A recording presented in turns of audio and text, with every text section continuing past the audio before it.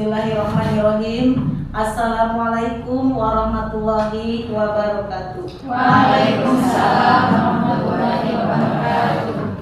Bapak, Ibu, terima kasih telah hadir dalam acara diseminasi budaya positif yang akan dilaksanakan oleh rekan saya, Ibu Dewi Ratih. Sebelum memulai acara dan untuk mengefisienkan waktu, mari kita membaca basmalah secara bersama-sama. Bismillahirrahmanirrahim. Kepada Ibu Dewi Ratih, saya persilahkan. Bismillahirrahmanirrahim. Assalamualaikum warahmatullahi wabarakatuh. Waalaikumsalam warahmatullahi wabarakatuh. Terima kasih kepada Ibu Moderator serta rekan-rekan semuanya yang sudah hadir. Tentunya acara kali ini bukan diseminasi positif saja. Yang saya sampaikan itu bukan materi yang mengajari, tapi sebetulnya kita sharing atau mengangkat hal yang sebetulnya sudah biasa kita lakukan. Di sini saya dalam materi aksi nyata di modul 1.4, yaitu diseminasi budaya positif.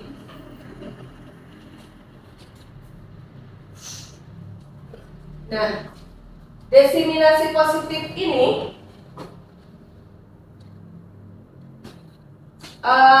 untuk fasilitator saya yaitu Ibu Lili Indarti dan pengajar praktik saya yang baru saja kemarin melakukan pendampingan individu yaitu Ibu Lilis Herawati.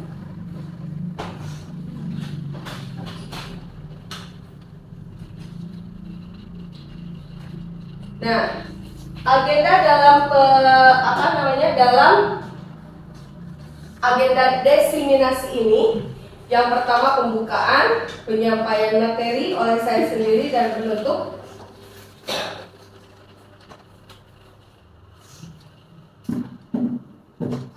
Apa sih tujuan dari diseminasi positif ini?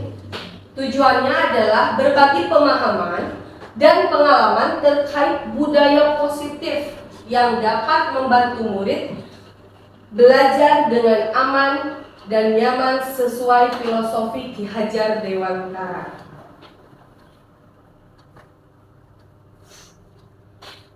Nah, kesepakatan dalam pertemuan kali ini, seluruh peserta memiliki kesempatan untuk berpendapat. Jadi Bapak Ibu itu bebas untuk berpendapat atau mungkin mengoreksi bagian yang mungkin dirasa kurang dari saya. Lalu berpikiran terbuka dan saling menghormati. Jika ada satu peserta ingin berbicara, maka peserta yang lain mendengarkan. Lalu berpendapat setelah dipersilakan, berpartisipasi penuh dan mengikuti kegiatan dengan perasaan yang gembira. Apakah ada yang ingin ditambahkan lagi Bapak Ibu? Atau sudah cukup? Sudah cukup. Lanjut. Nah, dari filosofi Ki Hajar Dewantara sendiri, yang namanya murid itu biasa diibaratkan dengan kertas kosong. Kertas kosong itu biasanya sama guru itu ingin diisi atau digambar. Tapi apakah itu sesuai dengan filosofi Ki Hajar Dewantara atau tidak? Nah, kenapa di sini diibaratkan dengan kertas buram dengan goresan tinta ya? Di sini filosofi Ki Hajar Dewantara, murid bukanlah kertas kosong. Selama ini kita pasti berpikirnya murid itu bagaikan kertas kosong yang harus kita isi. Apa yang akan kita isi, apa yang akan kita gambar tentang si murid itu. Seakan-akan kita yang akan bertindak membentuk murid itu. Padahal melainkan kertas yang masih buram, tinta yang tergores di dalamnya. Nah, disinilah peran guru bagaimana menebalkan tinta buram itu. menjadi tulisan yang jelas dan terbaca. Artinya pada hakikatnya setiap murid telah memiliki bekal pengetahuan dan kemampuannya sendiri. Namun potensi yang ada tersebut perlu penulis latih dan kembangkan hingga mereka menguatkan kodratnya dengan baik. Jadi intinya kemampuan murid itu sudah ada dari diri mereka masing-masing. Tapi tinggal kita kuatkan. Selama ini kan kita seperti menulis goresan baru atau mengarahkan anak seperti paksaan. Misalkan gini, anak dasarnya misalkan ternyata dia kurang suka matematika, pasti ada dasar. Meskipun dia bisa, dia mampu, hanya saja mungkin kita bisa paksakan bahwa garis itu harus ada terus, padahal ternyata mungkin terputus. Justru dia berbelok, misalkan gambarnya itu ke arah seni atau ke arah mana. Jadi potensi yang dimiliki anak itulah yang sebetulnya yang harus dikembangkan. Bukan kita paksakan selama ini, misalkan kita budaknya udah bisa matematika ya, kayak pun bisa matematika ya. Dan saya juga sama seperti itu gitu kan. Karena tuntutan anak harus mampu gitu kan. Ya, padahal dibalik itu semua kita tidak bisa memaksakan secara keras, ibaratnya harus gitu bahwa garis itu harus ada. Kalau memang garis itu terputus dan tidak ada, dia malah misalkan memang potensinya itu di yang lain, berarti bidang itulah yang harus justru kita kembangkan. Bukan kita memaksakan garis yang justru bukan yang dikehendaki atau dimiliki oleh anak tersebut. Jadi keberhasilan yang namanya kita dalam membentuk siswa itu adalah mengarahkan sesuai kemampuannya. Hanya memang beban kita sendiri pun masa di sini kurang, pengennya kan balance gitu ya, inginnya semua terpenuhi, ya dikuasai semuanya gitu. Padahal di balik itu semua ya pasti ada kurang dan lebihnya di antara anak-anak tersebut, murid-murid kita itu. Kenapa? Makanya ada yang namanya murid itu adalah pribadi yang unik. Nah mungkin di sini saya membantu diri saya sendiri, juga mungkin rekan-rekan meluruskan lagi mungkin pemikiran kita yang selama ini kita terlalu memaksakan, bahkan menjadi beban di pundak kita, di pundak guru-guru menjadi beban gitu kan. Bahkan gimana itu caranya, kita udah habis cara dengan gaya ini, dengan pembelajaran itu, kita betul-betul lelah akhirnya gitu kan, karena ekspektasi kita bahwa anak harus bisa. Ya, jadi semuanya berbenturan lah dengan keadaan, tuntutan gitu kan. Dan kalau kita kembali mencoba filosofi kehadir sendiri, ya terkadang ada rasa malu gitu ya, dan disadarkan bahwa pembentukan karakter anak itu ibaratnya sudah ada, hanya tinggal kita kembangkan saja potensinya dari masing-masing anak. Hanya saja kan karakter anak terbentuk tidak hanya di sekolah, tapi juga di rumah dan lingkungannya. Nah itulah yang menjadikan mungkin tugas guru itu lebih ekstra dalam berpikir, mencari jalan keluar. Ya mungkin kita sharing di sini bersama-sama agar kita menemukan titik terang. Selanjutnya masih di filosofi Ki Hajar Dewantara. Pendidikan bertujuan menuntut segala kodrat yang ada pada anak agar mereka dapat mencapai keselamatan dan kebahagiaan yang setinggi-tingginya, baik sebagai manusia maupun sebagai anggota masyarakat. Untuk mewujudkan itu semua budaya positif perlu ditanamkan di lingkungan sekolah, sehingga anak merasa aman dan nyaman dalam mewujudkan merdeka belajar. Sebetulnya diseminasi positif ini berkembang dari budaya yang sudah ada di sekolah sebelumnya. Ya, di masing-masing sekolah itu pasti ada budaya atau kebiasaan positif yang sudah dilakukan. Hanya saja mungkin di sini lebih dikembangkan lagi oh ternyata bagian yang ini yang belum kita kembangkan atau belum kita lakukan. Bagian ini yang sudah banyak bahkan gitu kan budaya atau kebiasaan yang sudah kita lakukan selama ini. Nah, di sini ada pertanyaan, apa sih yang dimaksud dengan budaya positif? Coba dari Bapak Ibu sendiri, adakah yang ingin mengungkapkan pendapatnya? Boleh Ibu, siapa? Budaya yang mungkin yang Ya. dimaksud dengan budaya positif itu yang ya namanya juga positif pasti yang lebih baik, yang baik-baik gitu kan. Ya. Dimana budaya positif tersebut yang namanya budaya berarti dari kebiasaan yang terus dilakukan maka akan jadi budaya. Kebiasaan yang terus menerus diulang maka itu akan jadi disebutnya budaya. Dan di sini adalah budaya positif berarti kebiasaan baik yang kebiasaan yang bersifat positif baik dengan yang baik, karakter anak yang dimiliki anak yang baik di sekolah mungkin terus dilatih, dibudayakan, dikembangkan sehingga karakter yang pembiasaan yang biasa di sekolah dilakukan harus rutin terus dilakukan supaya menjadi suatu budaya. Oh iya, terima kasih Budaya Ibu. yang baik gitu ya. Ya, ada lagi yang lain? Atau sama?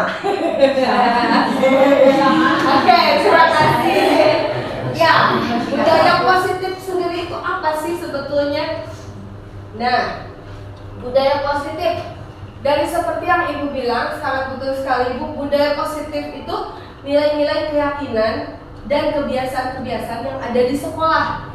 Di sekolah kita yang berpihak pada murid sehingga murid dapat berkembang menjadi pribadi yang kritis, penuh rasa hormat dan tanggung jawab.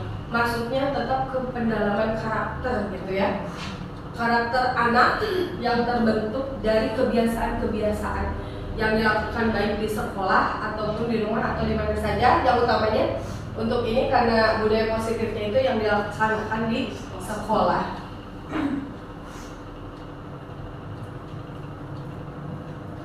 Nah, pentingnya budaya positif. Lingkungan yang positif memiliki banyak manfaat bagi anak tentunya. Di antaranya mendorong perkembangan akhlak mulia, memberikan contoh teladan yang baik, menumbuhkan rasa empati dan toleransi, membantu menghindari perilaku negatif dan kejahatan, serta membentuk hubungan positif dengan orang lain. Tujuannya membangun budaya positif di sekolah adalah menumbuhkan karakter anak. Nah, di sini ada yang sudah biasa kita lakukan pada saat Maulid Nabi, kebiasaan di kelas, baik sebelum dan setelah selesai belajar itu dilaksanakan dengan berdoa, tegur sapa yang 5S itu kan baik dengan sesama guru gitu kan, ataupun orang tua murid yang datang serta anak-anak sendiri terhadap guru. Kita juga mengembangkan karya-karya anak yang biasa kita kumpulkan dan kita pajarkan atau perlihatkan pada waktunya. Lalu pembiasaan sholat duha, lalu pembagian sedekah kepada siswa yang membutuhkan, serta acara makan bersama, dan tentunya upacara ataupun ketika pembiasaan di kelas dengan budaya mengantri seperti itu. Nah, sekarang ada yang harus Bapak Ibu lakukan. Lakukan selama 30 detik bergantian bersama teman. Boleh berpasangan. Saya tidak ada pasangan. Berpasangan ya. Berdua. Lakukan selama 30 detik bergantian. Kepalkan tangannya Yang pertama kepalkan tangan. Kiri kanan. Boleh yang mana saja. Lalu satu. Satu ya. Ya. Yang harus dilakukan mau bergantian, yang mempalkannya dulu siapa? Yang satu membujuk, yang satu mengepalkan tangan. Yang satu orang membujuk dengan cara mau dikasih uang, mau dikasih, digoda, bebas caranya. Yang penting supaya terbuka tangannya, dan yang mempunyai kepalan tangan mau dibuka atau tidak itu kembali lagi ke masing-masingnya. Yang penting apakah mau mempertahankan atau mau membukanya. Silakan, waktunya 30 detik ya. Kasih contoh. Ya, misalkan dikritik. Ya, satu orang mengacu. Nanti gantian. Ya, nanti gantian. Nanti ibu yang ibu yang membujuk. Bebas. Penampilannya memarahi, mengintimidasi, menggoda, menggelitik,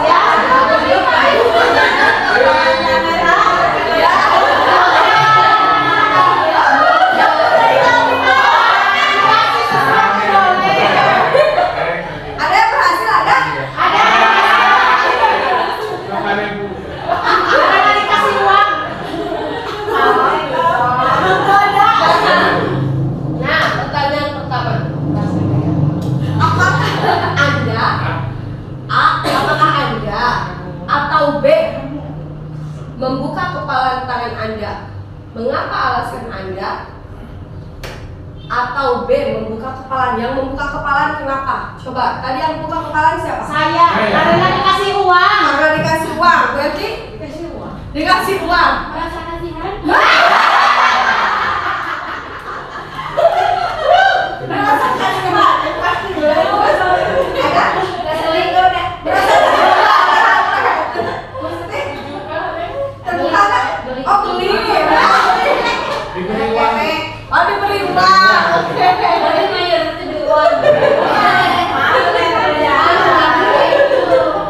Nah, apakah Anda atau B menutup kepala Anda?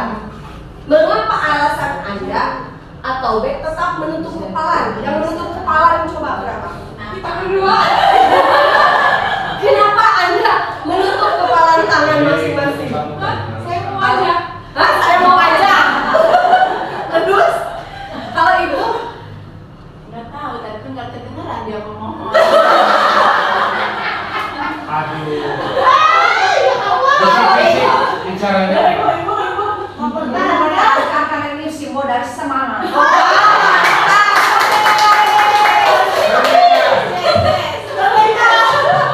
kalau mau ada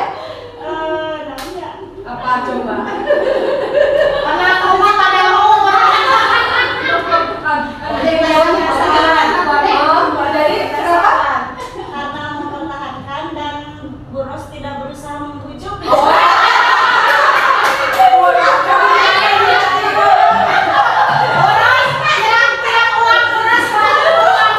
Jadi Pak Ade ini mau dibujuk. Iya. Boros tidak paham berarti. Oh, tetap teguh pada pendirian. Kalau Bu Dede tadi muka ya. Jadi dalam dalam kegiatan ini sesungguhnya siapa yang memegang kendali atau kontrol untuk membuka atau menutup kepala Anda? Menurut ibu-ibu siapa? Diri sendiri. Diri sendiri, Iya. bukan orang lain kan? Nah, Ya. Kalau dari orang lain pengaruh. Pengaruh nih. Ya. Jadi itu adalah bagaimana karakter kita dalam mempertahankan diri kita tentang godaan yang datang ke hidup kita gitu kan. Salah satunya tadi ada geli gitu kan, ada uang, ada handphone gitu kan, teriming-imingi. Nah itulah mungkin. Jadi tapi kan itu hanya sekedar permainan, bukan menjadikan bahwa itu pasti karakter bapak ibu. Nah, perubahan paradigma teori kontrol. Ada ilusi guru mengontrol murid. Selanjutnya, ilusi bahwa semua penguatan positif, efektif dan bermanfaat. Ilusi bahwa kritik dan membuat orang merasa bersalah dapat menguatkan karakter. Ilusi bahwa orang dewasa memiliki hak untuk memaksa. Kenapa di sini disebutnya ilusi? Ilusi itu jadi selama ini kadang pandangan kita itu yang mengontrol murid itu guru. Pasti gitu, semua berpikir bahwa guru itu mampu mengontrol murid. Lalu ilusi bahwa semua penguatan positif efektif itu akan bermanfaat. Pada kenyataannya belum tentu. Ilusi bahwa kritik dan membuat orang bersalah dapat menguatkan karakter. Contohnya misalkan kamu nurut deh sama ibu. Kalau enggak, ibu tuh nanti dimarahin sama bapak kepala. Itu salah satu anak jadi merasa bersalah karena nanti guru dimarahin oleh kepala sekolah. Kadang saya juga masih melakukan itu gitu kan. Begitu lah. Sungguh kita ingin jadi sempurna itu Susah. tahapannya itu sangat masih ya gitu. Itu lah. Ilusi bahwa orang dewasa memiliki hak untuk memaksa. Ibaratnya kamu masih kecil, kamu belum tahu apa-apa. Yang berpengalaman itu ibu guru, bapak guru. Kamu belum tahu. Ibaratnya seperti itu kan, kadang kita memaksa hak anak untuk belajar atau kamu belajar. Tapi ya itulah, kita kan masih sama-sama belajar di sini. Kita lanjutkan. Nah, stimulus respon dan teori kontrol. Apa sih stimulus respon itu dan teori kontrol itu bagaimana? Di sini kita temui stimulus responnya, realitas kebutuhan kita sama. Teori kontrolnya, realitas kebutuhan kita berbeda. Stimulus responnya, semua orang melihat hal yang sama.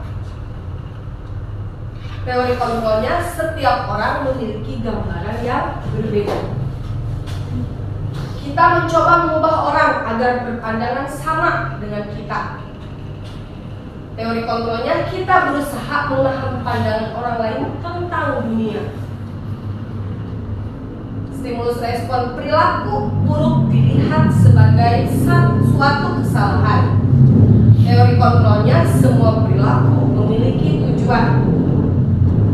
Orang lain bisa mengontrol saya. Teori kontrolnya, hanya Anda yang dapat mengontrol diri Anda sendiri.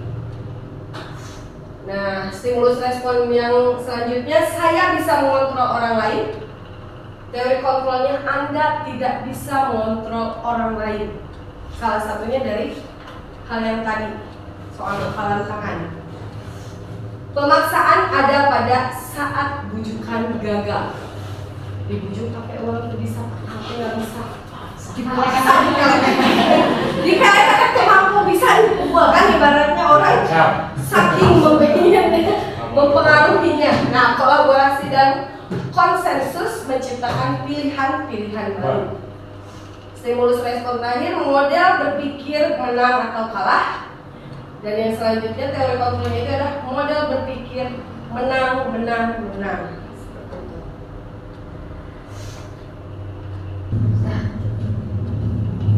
Nah, selanjutnya Bapak Ibu, apa yang dimaksud dengan disiplin positif? Ada yang mau menjawab? Oke, silakan. Disiplin positif itu mungkin cara penerapan disiplin yang bertujuan untuk menumbuhkan kesadaran, ya. Selain itu juga mungkin memberdayakan peserta didik atau siswa tanpa ada embel-embel yang lain, contohnya ada reward, ancaman, dan lain sebagainya. Ya, disiplin positif.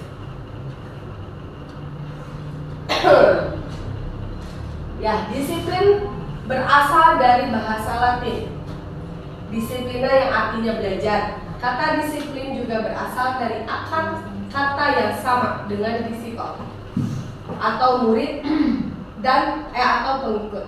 Untuk menjadi seorang murid atau pengikut, seseorang harus paham betul alasan mengapa mereka mengikuti suatu aliran atau ajaran tertentu, sehingga motivasi yang terbangun adalah motivasi intrinsik, bukan ekstrinsik. Itu menurut Diana Gosen. Jadi disiplin positif itu salah satunya betul tadi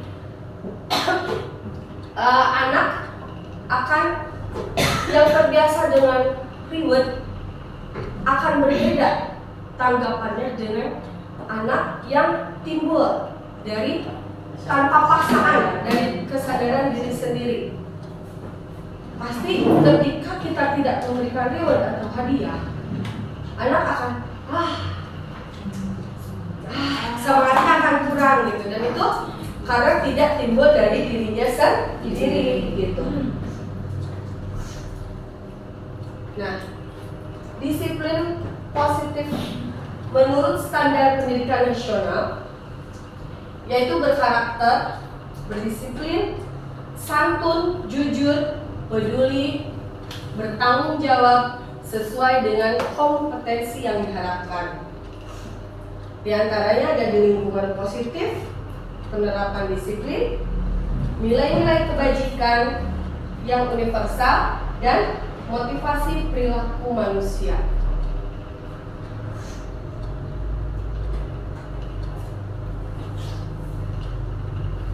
Makna disiplin dan nilai-nilai kebajikan. Disiplin adalah kemampuan memerintah diri sendiri dalam mengontrol dan menguasai diri untuk memilih tindakan yang mengacu pada nilai-nilai yang kita hargai dengan penuh tanggung jawab tanpa terperintah oleh orang lain. Nilai-nilai yang kita hargai adalah nilai kebajikan, sifat positif manusia yang merupakan tujuan mulia yang ingin dicapai setiap individu, yaitu nilai-nilai dalam profil belajar Pancasila. Ya, contohnya setidaknya dengan membuang sampah ya pada tempatnya. Kalau contohnya waktu saya di sekolah SMP 1 itu tidak ada tong sampah. Tidak ada tong sampah sama sekali. Di dalam kelas pun bukan tong sampah yang adanya, hanya sekop dan alat pentelan. Itu bingung pas kita membuang sampah. Kalau karakter yang baik, mungkin ketika mending permen mungkin yang masih bisa dimasukkan ke dalam sampah. Tapi kalau wadah snack bekas makan, ketika si kresek kantongnya sudah habis, tidak cukup, maka ada, padahal itu posisinya sebagai calon guru penggerak ya, tapi menumpuk di luar. Sama PP kami itu dibereskan. Melihat itu agak miris gitu ya, saya juga malu gitu, maksudnya ya kalau kita beruntung yang bisa sempat memasukkan ke kresek, tapi melihat para pendamping kita itu mereka menyimpan, bahkan membereskan kembali tempat yang sudah kita pakai serapi mungkin seperti saat kita datang. Itu mungkin salah satu contoh yang memang bisa kita teladani gitu ya. dalam kehidupan sehari-hari. Saya juga ada rasa malu gitu melihat itu semua gitu. Belum tentu kita semua bisa seperti itu, dan itu memang butuh kesadaran dari pribadi masing-masing, dan itu pun saya masih belajar gitu kan melihat seperti itu. Oh iya, merasa terkapar dan tersadarkan. Mudah-mudahan saya juga bisa seperti itu. Selanjutnya, penerapan disiplin yang bertujuan untuk menumbuhkan kesadaran serta memberdayakan murid melakukan sesuatu tanpa adanya ancaman, hukuman, atau penghargaan. Selama ini kita meminta murid melakukan sesuatu, saya pribadi kadang masih ada yang lebih mungkin ancaman. Kalau misalkan kamu tidak begini, nanti akan begini.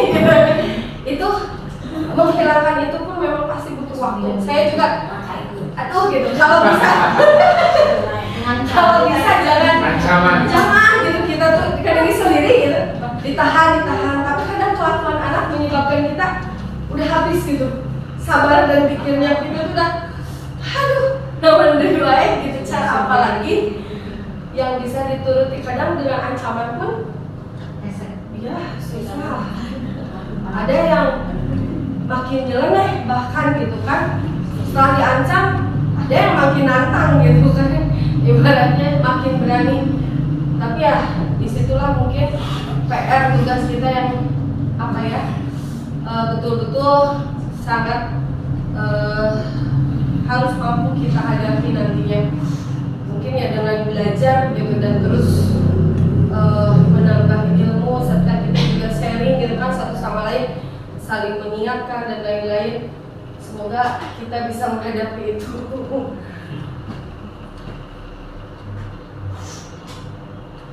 Selanjutnya, ada 3 motivasi perilaku manusia menurut Dian Gosen. Motivasi pertama, untuk menghindari atau menghindari ketidaknyamanan atau hukuman. Apa yang akan terjadi jika saya tidak melakukannya? Jadi anak-anak itu selama ini kadang nurut hanya untuk menghindari dari ketidaknyamanan kepada guru. Enak ya si ibu bisa gitu hukuman. Kadang nanti kok ibu bisa dihukum kan, karena ada dari sang ayah dia nurut gitu kan. Dan jadi motivasi dari dirinya itu belum timbul, masih atas dasar menghindari hukuman atau ketidaknyamanan kepada guru. Enak ya bukan kamu saya nggak mau bager gitu, kayak bisa begitu bawa ke api gitu. Nah, jadi karena anak tuh mungkin ada rasa suka kan kepada guru tersebut atau bagaimana, jadi dia tidak nyaman. Kalau misalkan buat gurunya tidak nyaman, dia tidak mau. Akhirnya motivasi yang diikutinya itu masih motivasi ya sekedar itulah. Ada motivasi yang kedua, yaitu untuk mendapatkan imbalan atau penghargaan orang lain. Apa yang akan saya dapatkan ya kalau saya melakukan misalkan hal yang diinginkan oleh guru, atau saya nurut? Saya pernah melakukan itu sebelumnya di yang sekarang kelas 4. Namun pas upacara bisa tertib akan dapat permen.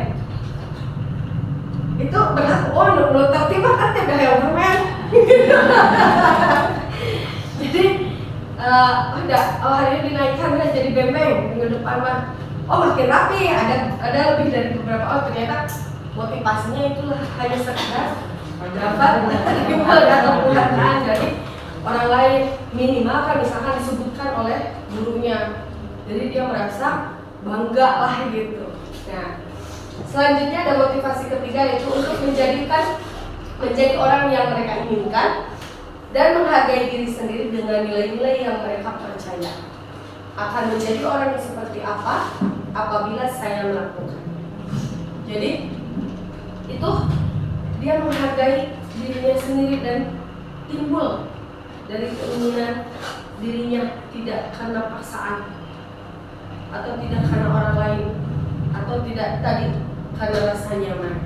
Jadi motivasi di dalam seseorang itu berbeda-beda, ya, termasuk di dalam murid-murid kita.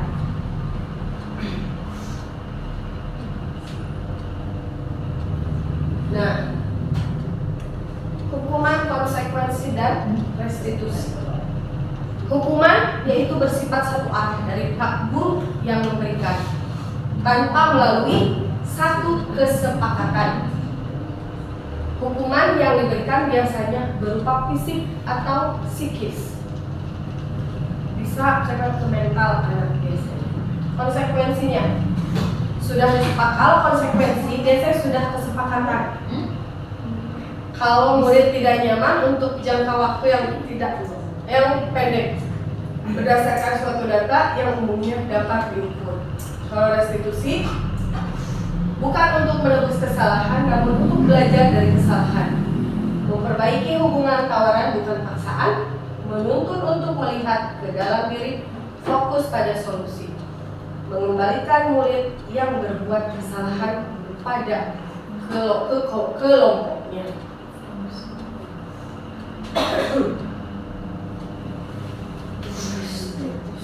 Nah,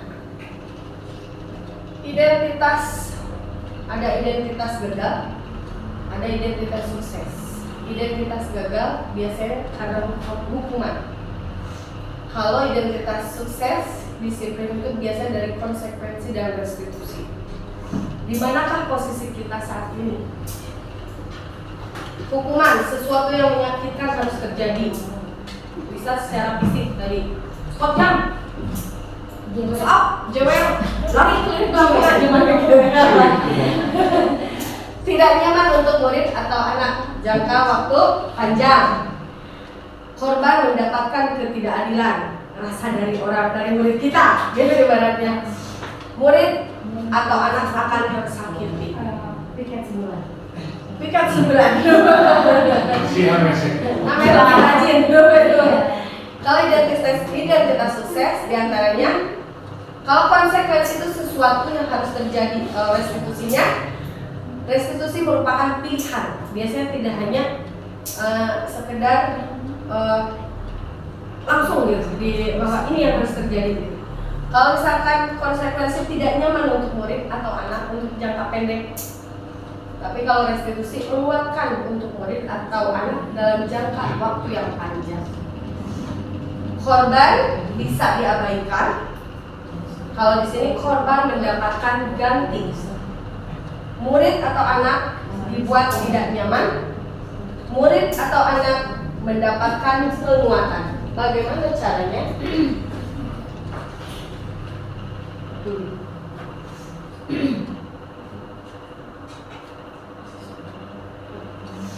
Identitas gagal hukuman. Biasanya perilakunya itu pasif, agresif, meningkat, malah makin jadi. Ya, sistem tidak akan berjalan bila murid tidak takut. Kalau takut beda, ada mungkin pengaruhnya, tapi efeknya yang akan lain.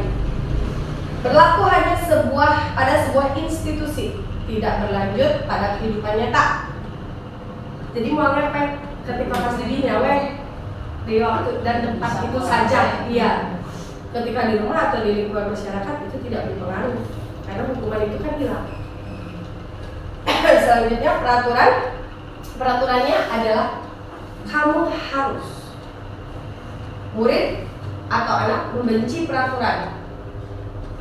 Nah, negatifnya awas kalau dilakukan lagi ya, nanti awas kamu bla bla bla. Modelnya itu paksaan kalau hukuman. Di identitas sukses, disiplin, konsekuensi dan restitusi tadi, penguatan hanya bertahan dalam jangka waktu pendek. Masalah terpecahkan, memerlukan monitoring dan supervisi terus-menerus. Kalau konsekuensi dari guru ya. Kalau misalkan restitusi itu masalah terpecahkan, lalu murid belajar bertanggung jawab untuk perilakunya, membantu penerapan, mengikuti peraturan dalam masyarakat, Fokus pada pemecahan masalah dalam jangka waktu yang panjang. Apa aturannya? Mampukah kamu melakukannya? Terima kasih. Biasanya ada pertanyaan-pertanyaan seperti itu. Kalau di restitusi, apa yang kamu yakini? Apa yang bisa kamu lakukan untuk memperbaiki masalah ini? Bertanya kepada anak. Murid atau anak menghormati peraturan.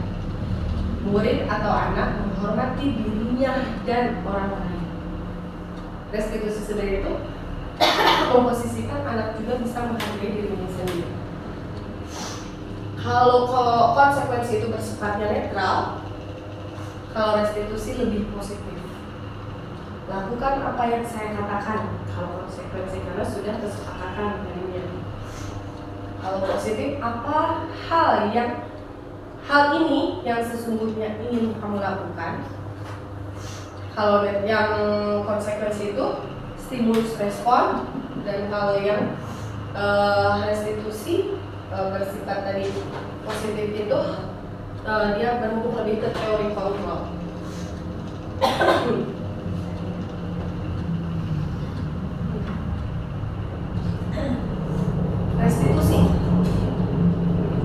Restitusi bukan untuk menebus kesalahan, namun untuk belajar dari kesalahan.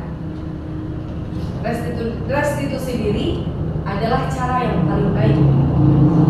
Restitusi mencari kebutuhan dasar yang mendasari tindakan.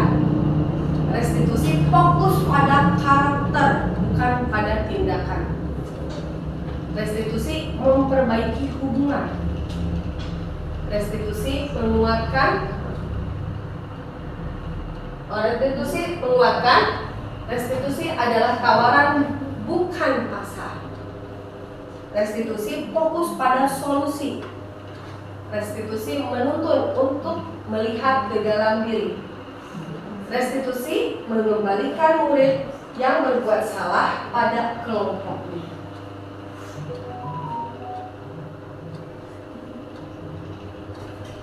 Hukuman atau konsekuensi.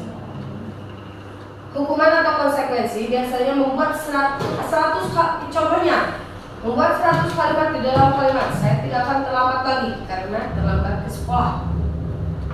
Ada biasanya SMP ya, kalau SD jarang gitu, kecuali kelas tinggi mungkin bisa. Lalu mengelilingi lapangan basket 2 kali karena terlambat hadir di sekolah, membersihkan coretan yang dibuat di meja tulis. Murid diminta untuk push up 15 kali karena tidak menggunakan masker ke sekolah, menggantikan kertas tugas teman yang telah dicoret-coret. Yang lainnya berjemur di lapangan basket pukul 12 siang karena mengobrol dengan teman. Murid diminta bertelanjang kaki sepanjang hari karena tidak menggunakan sepatu warna hitam sesuai peraturan sekolah. Berdiri di depan kelas sambil mengangkat kaki satu karena tidak bisa menjawab pertanyaan. Membersihkan tumpahan air di meja tulis karena tersenggol saat belajar. Kehilangan 10 menit jam istirahat untuk mengerjakan tugas karena terlambat datang dan tertinggal belajar.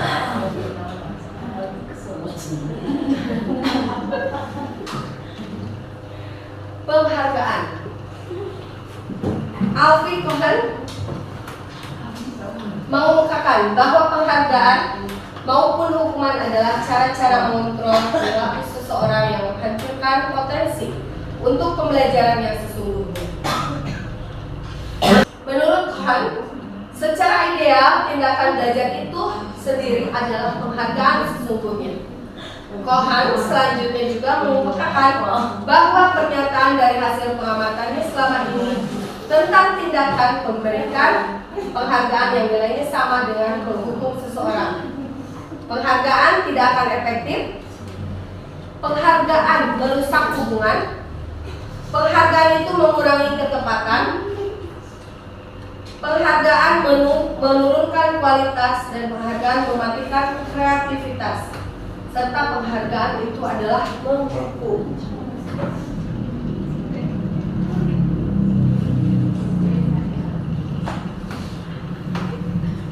Dihukum oleh penghargaan. Pengaruh jangka panjang dan jangka pendek.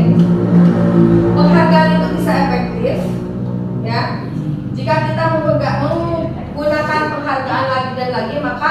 orang tersebut akan bergantung kepada penghargaan. Jadi kalau tidak dapat penghargaan, dia akan kecewa timbulnya dan tidak maksimal apa yang dikerjakannya. Jika kita mendapatkan penghargaan untuk melakukan sesuatu yang baik, maka selain kita senantiasa berharap mendapatkan penghargaan tersebut, kita pun tidak akan menyadari tindakan baik yang akan kita lakukan. Jadi tidak bisa membedakan bahwa dia itu tulus atau tidak.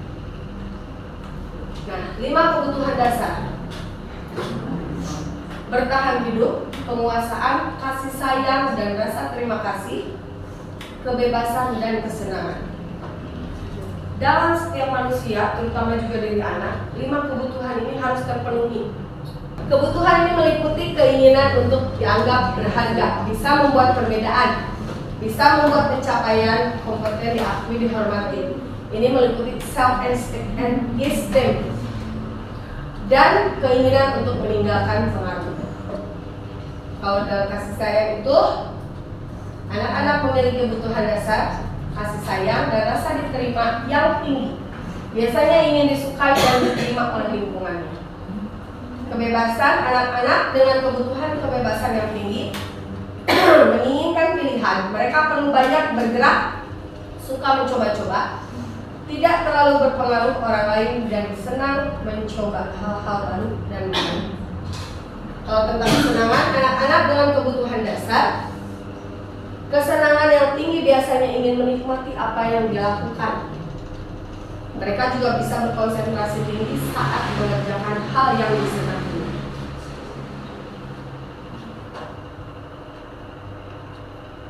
Lima posisi kontrol ini ada beberapa. Penghukum menggunakan fisik, verbal, patuhi saya atau awas. Awas. Membuat merasa bersalah. Orang lain merasa tidak nyaman, bersalah atau rendah hati. Contoh, ibu sangat kecewa dengan kamu. Padahal kamu teh pintar, antara ngapain? Teman itu tidak menyakiti murid, namun berupaya mengontrol murid melalui persuasi. Contohnya, ayo bantulah ibu. Yuk, bantulah ibu. Gampang. Selanjutnya pemantau. Pemantau itu adalah memantau, berarti mengawasi berdasarkan pada peraturan-peraturan atau konsekuensi. Peraturannya apa? Sanksi atau konsekuensinya apa coba menurut kamu? Jadi masih ada dalam taraf, ada tekanannya lah yang membuat dia atau murid tidak nyaman. Guru berbuat sesuatu. Yang terakhir posisi manajer. Guru berbuat sesuatu bersama dengan murid, mempertanggungjawabkan perilakunya, mendukung murid menemukan solusi atas permasalahan. Contohnya, apa yang kita yakini, kembali ke keyakinan kelas. Nah, keyakinan kelas. Mengapa kita memiliki peraturan tentang penggunaan helm pada saat mengendarai motor? Coba, ibu kenapa pakai helm pada saat mengendarai motor? Boleh bergantian, ya? Boleh? Untuk menjaga keselamatan, baik? Polisi. Oh, bisa ada polisi. Mematuhi peraturan. Mematuhi peraturan. Ya. Mengapa kita memiliki peraturan tentang penggunaan masker dan mencuci tangan setiap saat? Covid, kebersihan. Kebersihan, COVID, kesehatan. Oke. Di sini ada keyakinan kelas. Apa yang dimaksud dengan keyakinan kelas?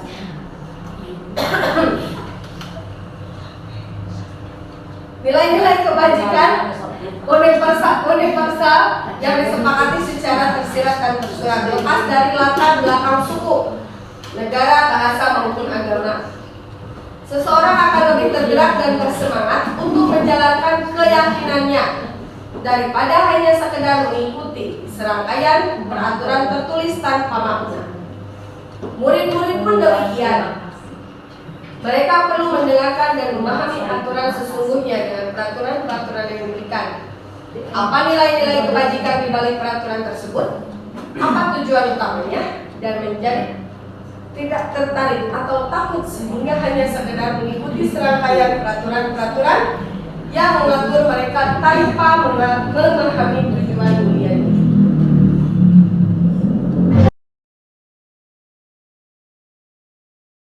Assalamualaikum warahmatullahi wabarakatuh.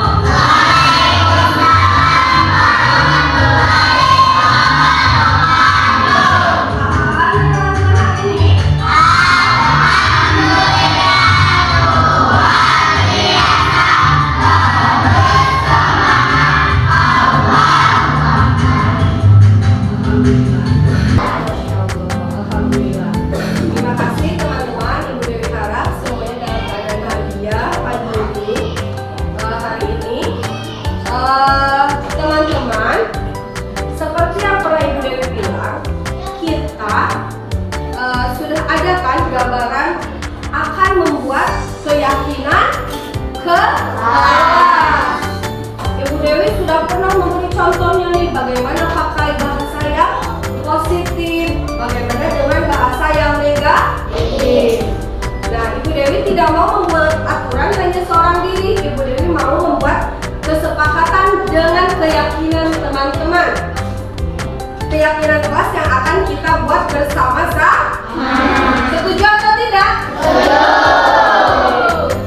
Ingat, lebih pakai kata-kata yang positif. Misalkan, Ibu Dewi kan sudah pernah contohkan ya sebelumnya, misalkan gini.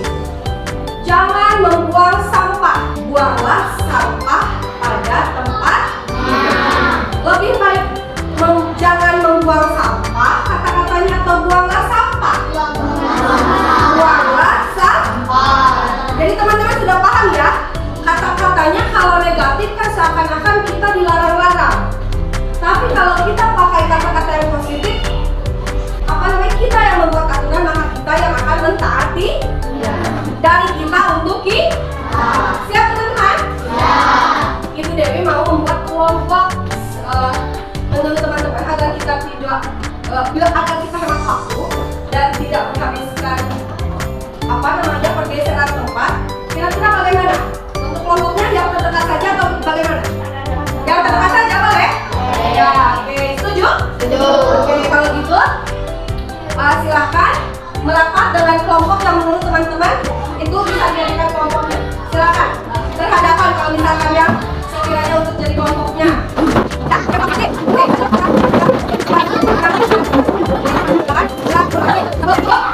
Sudah? Ini sudah cukup kelompoknya, sudah Pak?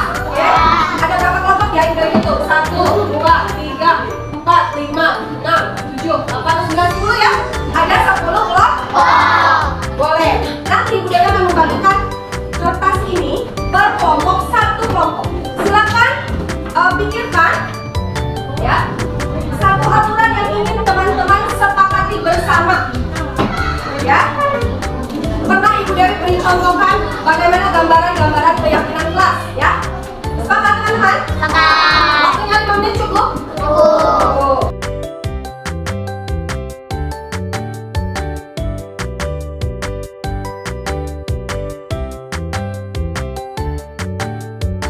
Waktunya 5 menit cukup? Silakan dimulai. Silakan berdiskusi dengan temannya sekelompoknya.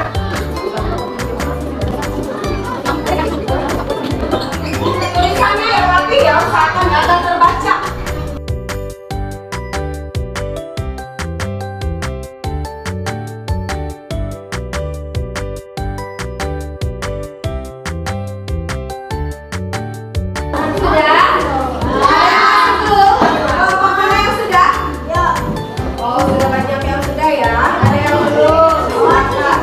Silakan, masih ada waktunya tinggal 2 menit lagi ya. Waktunya 1 menit lagi.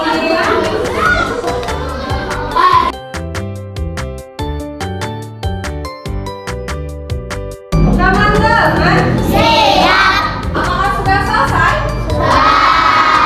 Alhamdulillah.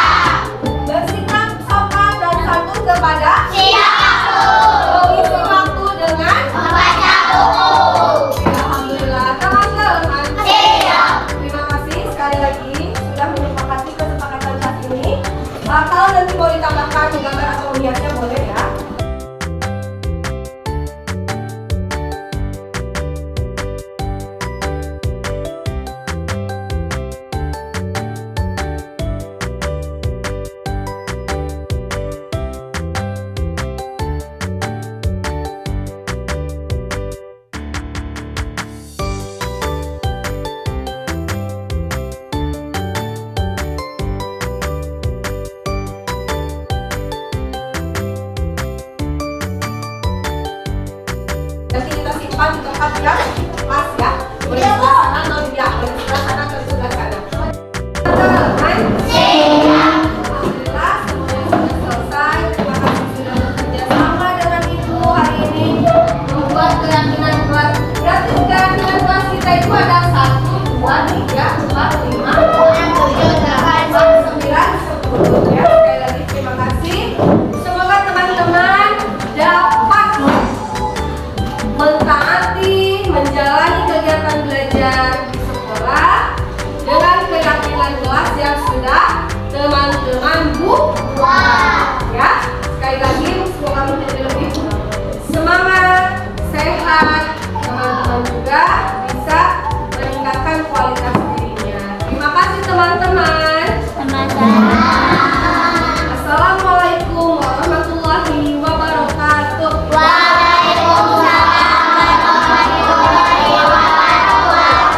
Tetap semangat.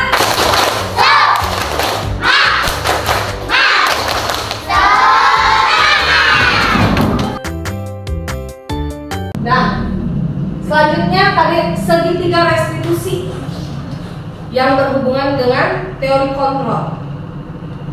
Kamu tentu punya alasan mengapa melakukan itu. Ada cara yang lebih baik, efektif untuk mendapatkan apa yang kamu butuhkan. Keyakinan kelas apa yang telah kita sepakati. Jadi ada 3 segitiga restitusi itu. Yang pertama, validasi tindakan yang salah dengan pertanyaan atau pembicaraan. Kamu tentu punya alasan mengapa kamu melakukan itu. Jadi tidak langsung kamu melakukan itu karena kamu begini. Kadang-kadang kamu langsung menebak kenapa. Atau adakah cara yang lebih efektif untuk mendapatkan apa yang kamu butuhkan kalau dia misalkan ternyata mencuri atau melakukan sesuatu yang di luar seharusnya. Yang kedua itu setelah validasi tindakan, menanyakan keyakinan tadi kelas yang dibuat. Jadi untuk membuat segitiga restitusi ini agar dapat dilakukan, kita harus melakukan dulu keyakinan kelas bersama murid. Jadi ketika dia melakukan kesalahan, kita akan melakukan menanyakan keyakinan pada murid tersebut apa yang sudah dia langgar dari keyakinan kelas yang sudah disepakati. Nah, yang terakhir menstabilkan identitas. Nah, menstabilkan identitas itu adalah bukan memvalidasi kesalahannya, tapi dari tindakan itu setiap orang pasti pernah melakukan kesalahan. Kamu bukan satu-satunya yang pernah melakukan kesalahan. Jadi membela tidak, menyalahkan juga tidak. Tapi lebih menguatkan. Nah, contohnya di sini.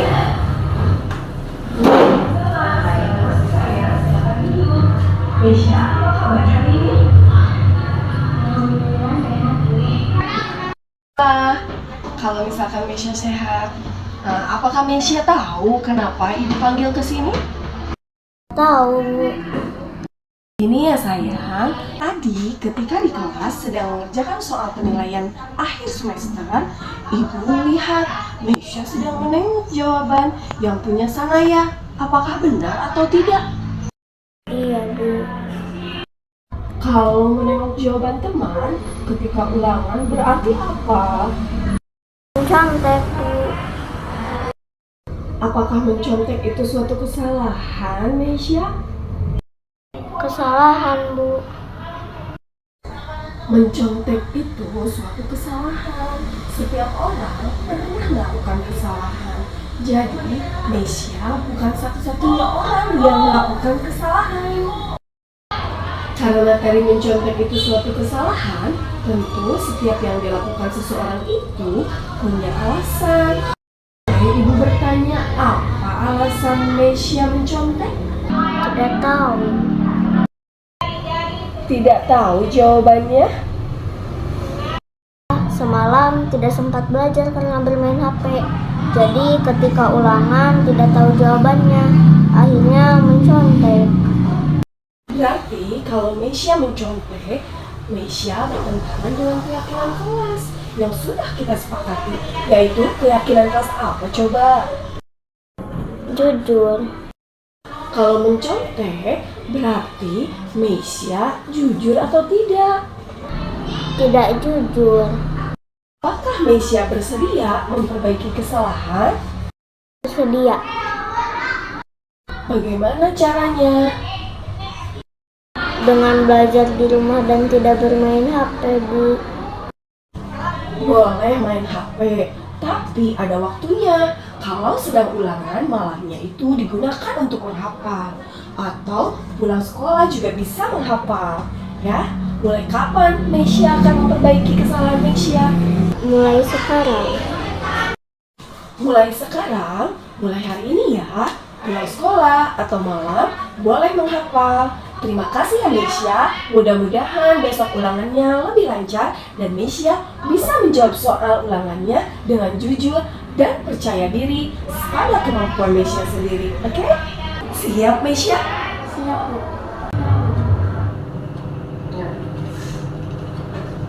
Terima kasih, itu salah satu contoh segitiga restitusi yang bisa dilakukan oleh guru pada kasus anak mencontek pada saat ulangan. Jadi kita ada 3 posisi ya, memvalidasi tindakannya, dan yang terakhir itu kita menanyakan keyakinan, dan yang terakhir itu menstabilkan identitas. Jadi agar anak itu tetap tidak merasa dipojokkan. Nah, kesimpulannya, dalam membangun budaya positif, sekolah perlu menyediakan lingkungan yang positif, aman dan nyaman agar murid mampu berpikir, bertindak dan menciptakan dengan merdeka, mandiri dan bertanggung jawab. Menumbuhkan motivasi intrinsik dapat dilakukan dengan cara mengajak murid membuat keyakinan kelas dalam mewujudkan visi dan tujuan bersama.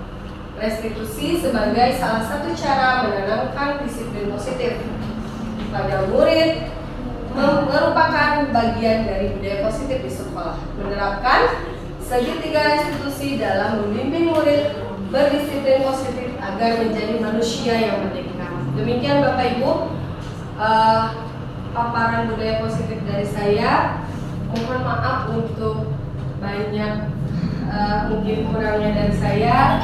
Terima kasih sudah hadir dan bisa sharing pada kesempatan ini. Sekali lagi, saya di sini bukan untuk mengajari, tapi kita sama-sama belajar.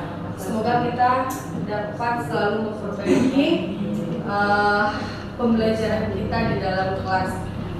Terima kasih. Assalamualaikum warahmatullahi wabarakatuh. Waalaikumsalam warahmatullahi wabarakatuh. Terima kasih. Terima kasih kepada Bu Dewi Rati yang telah memaparkan tentang diseminasi budaya positif. Mudah-mudahan ada manfaatnya buat kita semua. Acara ini kita tutup dengan bacaan hamdalah.